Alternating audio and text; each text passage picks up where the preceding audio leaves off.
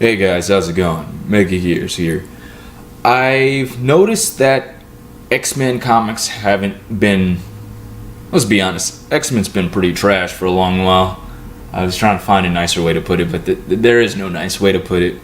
If you talk to people who've been into X-Men comics, they really haven't been checking much of anything out besides John Maylin's run of Cable.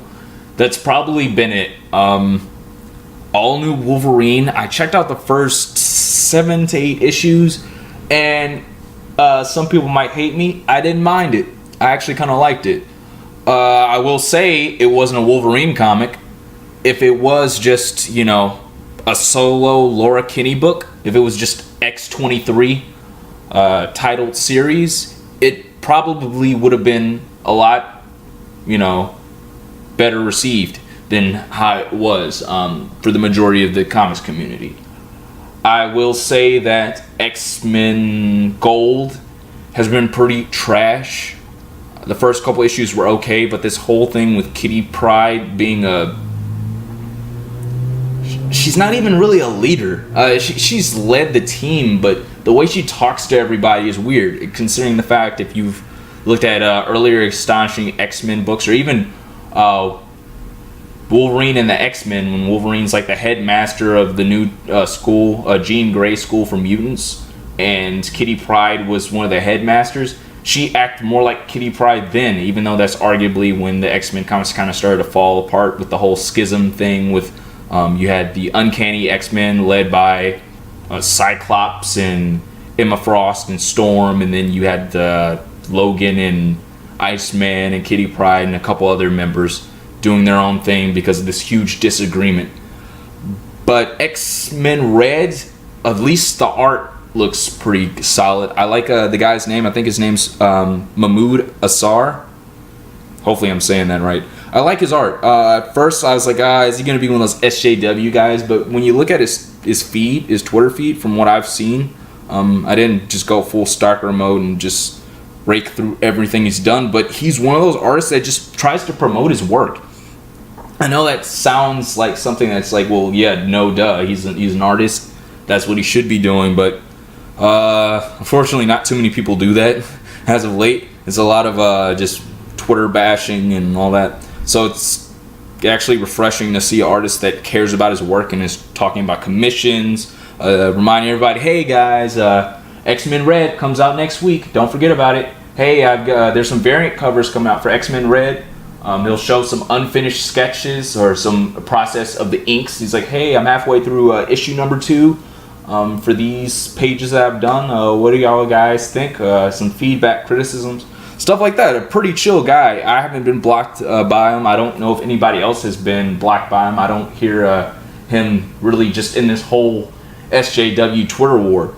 So the reason why I bring this up is that this book could go either way. This could be the X-Men book that actually is pretty decent. It has Namor in there, which is pretty neat. I've never seen Namor as a team leader. Well, not team leader, but team member of X-Men. Yes, it's led by Jean Grey because, progressive, feminism, yay. But with the whole thing with the Phoenix Resurrection event, I've seen that they've tried to build it up. I'm going to be honest, I don't care about the Phoenix Resurrection event. Jean Grey's died 20 times already. It's not really a big deal.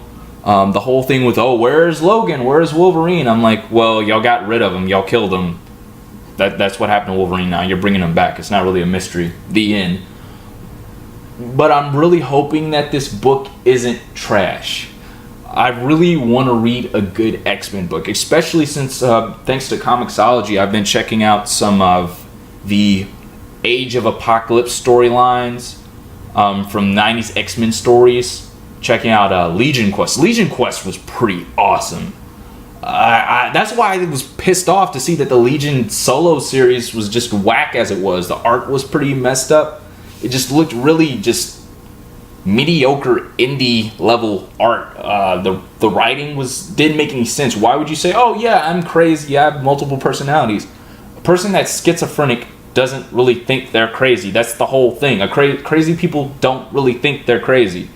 If you've seen the Legion TV show, it does a really good job of showing how Legion is as a character. He's just out of his mind, and his stories are really trippy and just out there.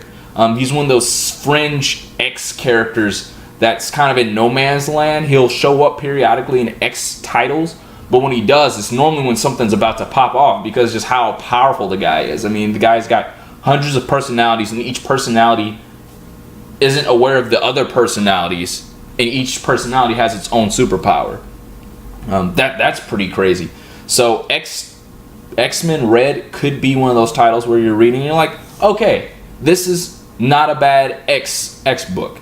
Unfortunately, we shouldn't be saying that. We should be saying, oh, check this out, it's an amazing X book. But hey, I gotta keep my expectations kind of low. I've been disappointed too many times with X titles in general.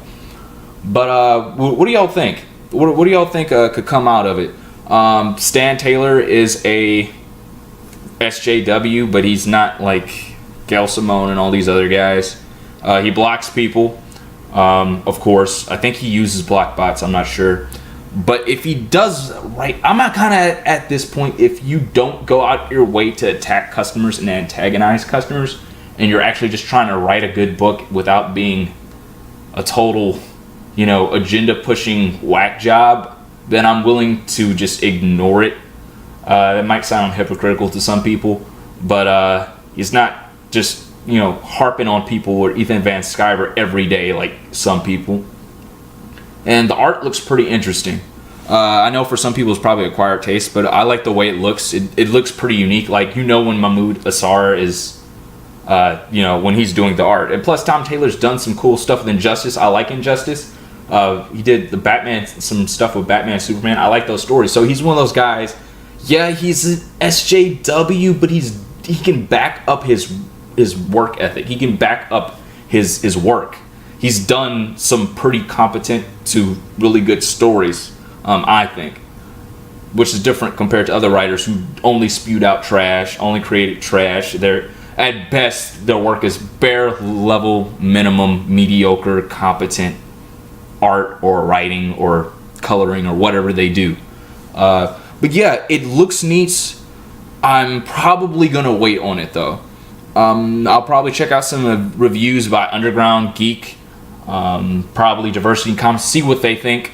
It's probably gonna sell okay. I don't think it's gonna be one of those books that sells out, so if it turns out to be okay, I'll probably stop by and pick it up, just because of the simple fact that issue number 1s can be deceiving. Astonishing X-Men for the first 2 issues were pretty cool. You had Bishop in there, you had Psylocke. It felt like a throwback to late 90s, early 2000s X-Men before the whole, House of M thing happened.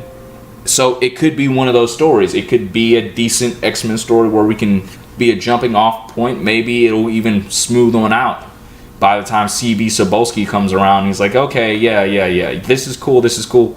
Don't throw any Trump jokes, please. We don't need that. Okay, that's kind of feminism type stuff, but I'll let it slide. Okay, yeah, can we not have like the, white supremacist, white Nazi stuff thing going on here? Can we not have the, diversity type stuff? Let's cut that out. So CB might come in to this story and kind of, of course he's of editorial chief, all editor-in-chief and all that type of stuff, but he can probably kind of look at it and it's like, okay, cut that out. Okay, that's okay. And he can kind of course correct some of these other books, since I think Axel Alonso this might have been the last thing he signed off on, but it's probably him on his way out the door where he just really didn't pay much attention to what was going on. But yeah, I'm probably going to post up maybe a video later today or tomorrow. We'll see how things go about some Chris Claremont stories that I've bought. A lot of them were when Chris Claremont came back in the early 2000s with like Bishop. I've got some Grant Morrison's New X-Men with Bishop, which is, oh my goodness, Bishop is a cool character, man. We need more Bishop in comics. He's one of those characters I actually wouldn't mind if they made another X title, if it was a competent, good X title, where it could be like an X Factor book, another X Factor book with like Bishop and who else could we get? Sage, like those really cool, tough as nails characters, where it's kind of like a quasi New Mutants X-Force book, but since they're probably not gonna do one for a while, I don't know, maybe that would be neat. But yeah, I'll probably talk about some of those books if anybody's interested later on.